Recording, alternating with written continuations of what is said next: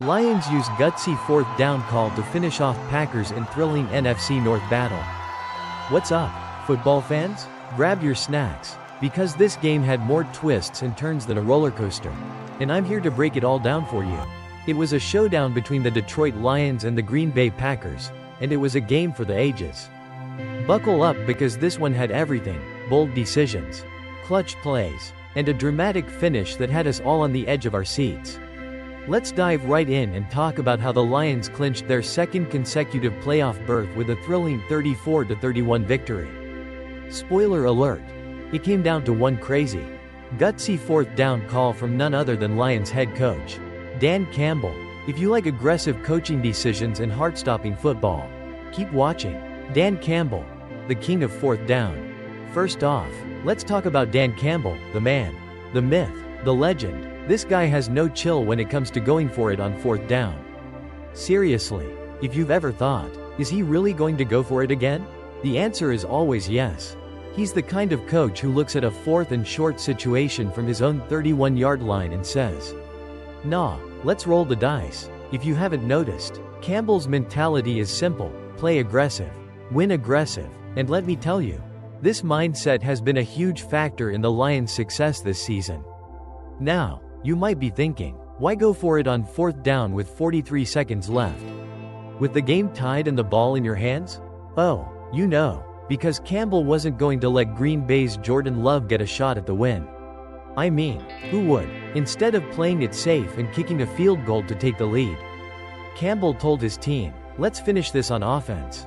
And they did, with a 7-yard run from David Montgomery that kept the chains moving and burned the clock. What a decision. No more Packers magic. No more Jordan Love comeback. Just pure Lions grit. Jared Goff, shaky start, strong finish. Now let's talk about the quarterback who went from a few questionable moments to clutch time hero. Jared Goff had a bit of a roller coaster night, throwing an interception that set up the Packers' lead in the fourth quarter. But, like a true pro, Goff shook off the mistake. And when it mattered most, he delivered. His leadership during the game-winning drive was exactly what you'd expect from a veteran QB. Whether it was connecting with Amon-Ra St. Brown on a critical 16-yard gain or hitting Jameson Williams for a key 19-yard play, Goff stayed calm and kept the offense rolling. Even though he didn't have a perfect game, his ability to bounce back from adversity is what makes him a top-tier QB. Plus, let's not forget, he had to do all this while his defense was a bit banged up and giving up yards. But hey, when you're a playoff-bound team like the Lions, you've got to find ways to win. And Goff certainly did that on Thursday night. The Lions' defense, sacks, pressure, and more sacks. Let's talk about the defense for a second. Coming into this game, the Lions had a few defensive injuries to deal with. So what did they do? They turned up the pressure on Packers QB Jordan Love like it was their full-time job. Early on, the Lions were relentless, blitzing like it was going out of style. Love had zero time to breathe. At one point, Love had more pressure in his face than a college student during finals week. Zadarius Smith set the tone on the Packers' first offensive play, sacking Love and reminding him that no one is safe in this game. The Packers had nothing going early, and the Lions were cruising to a 10-0 lead before Green Bay even realized what was happening. But credit where credit is due, the Packers adjusted and started running the ball with more success. Especially after a Josh Jacobs 1-yard touchdown made it 10-7. Still, Detroit wasn't going to let Love get too comfortable in that pocket. Speaking of credit, how about that big 4th and goal call at the end of the half?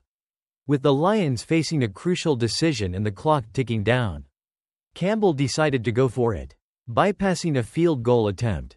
And boom, Jahmyr Gibbs catches a 2-yard touchdown pass with just 11 seconds remaining in the half. Huge play, huge gutsy call, and it paid off, sending Detroit into halftime with a 17-7 lead. Packers make a push. Goff's interception and the shifting momentum. Now, we can't ignore the fact that the Packers came out swinging in the second half. After a pick by Goff and a failed 4th down attempt by Detroit, Green Bay took advantage of a short field and marched down for another touchdown. Suddenly, the Packers were up 21-17. And things were looking a little dicey for the Lions. But hey, when you've got Dan Campbell on your side, you don't just throw in the towel. After falling behind, the Lions answered back with some clutch plays, including a score from Patrick that put them up 31-28. But of course, this game wasn't over yet. Love wasn't done, and he quickly responded, connecting with Christian Watson for a huge gain, then hitting Dontavion Wicks for another 26-yard bomb, with some timely penalties from Detroit and a field goal by Green Bay. The game was tied up at 31-31 with just under 4 minutes left. Goff, Campbell, and Montgomery, the final drive. So now, it was all on Goff and the offense to seal the deal. The stage was set for some serious drama. With the ball in their hands, the Lions needed a few big plays to get into field goal range, and they got them. Goff started the drive with a 19-yard strike to Jameson Williams, followed by a key screen pass to Gibbs for another first down. Even a holding penalty couldn't derail the momentum, after Goff connected with St. Brown for a huge 16-yard gain on second and 17. Detroit was back in business, with only a few yards left to gain. Campbell's call to go for it on 4th and 1 was perfectly timed, and when Montgomery picked up the critical first down, the game was all but over. Now, all they needed was the game-winning field goal to send the Lions back to the playoffs. Playoff-bound, the Lions pulled out a 34-31 victory, clinching a playoff berth for the second consecutive year, something this team hasn't done in over a decade. It was a gritty, hard-fought win, with the Lions making big plays when they needed them most. And you can bet that Dan Campbell's aggressive coaching style played a huge role in the outcome. Will it backfire someday? Maybe, but for now, it's working wonders for Detroit, and their fans couldn't be happier. So what's next for the Lions? A playoff run, of course, with a 12-1 record and a franchise record 11-game win streak. They're looking like serious contenders. And you know what? With Campbell calling the shots, no one should be surprised if they make some more gutsy calls and keep this wild ride going. Thanks for watching. Phew, what a game, right? The Lions are playoff-bound, and they've earned it with a performance full of grit, determination, and a little bit of madness. Looking at you, Dan Campbell. If you enjoyed this breakdown of the Lions' thrilling win, make sure to smash that like button, subscribe, and share this video with your fellow football fans. Let's keep the conversation going. And I'll see you next time for more football analysis, crazy plays, and all the drama that comes with it. Peace out. What's up, everybody? Welcome back to the channel. If you're a football fan or just love a bit of drama with your sports, then you're in the right place because boy, do we have some spicy news for you today. Grab your snacks, buckle up, and let's dive into the wild world of football, where sometimes the real action happens off the field. If you haven't yet, be sure to hit that like button, subscribe, and share this video with your friends, because trust me, you won't want to miss this one. Let's go. Alright, let's talk about something that's not your typical pregame ritual. We've seen it all: cheerleaders, marching bands, wild fans in crazy outfits. But have you ever seen a head coach confront a fan before the game even started? Yep, you heard me right, this actually happened. Now, we all know that NFL games can get intense, right? But the Green Bay Packers and Detroit Lions took it to a whole new level before their recent game on Thursday night. The game wasn't just about what happened on the field, it was what went down before the game even started. Picture this: Packers head coach Matt LaFleur, ready to face off against the Lions in an NFC North showdown, walking onto the field and suddenly finding himself in a confrontation with a fan.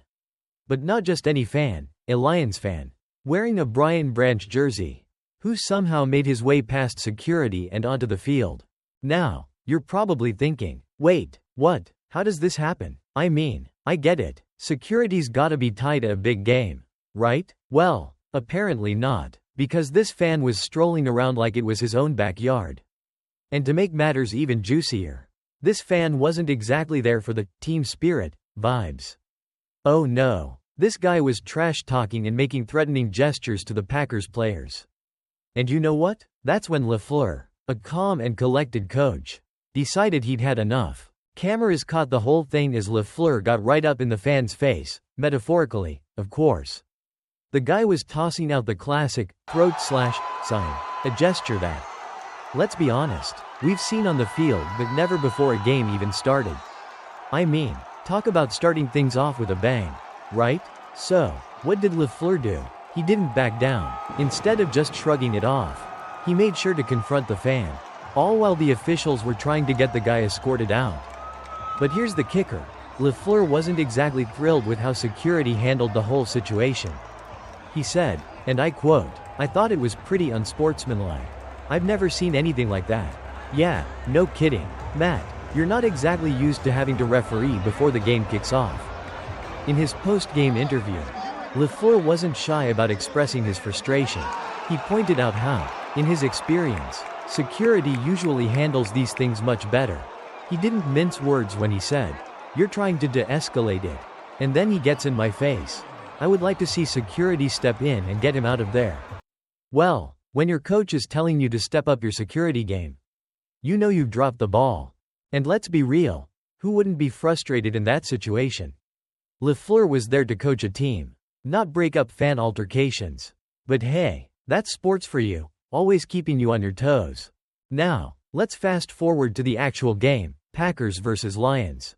The action on the field was just as dramatic as the pregame drama.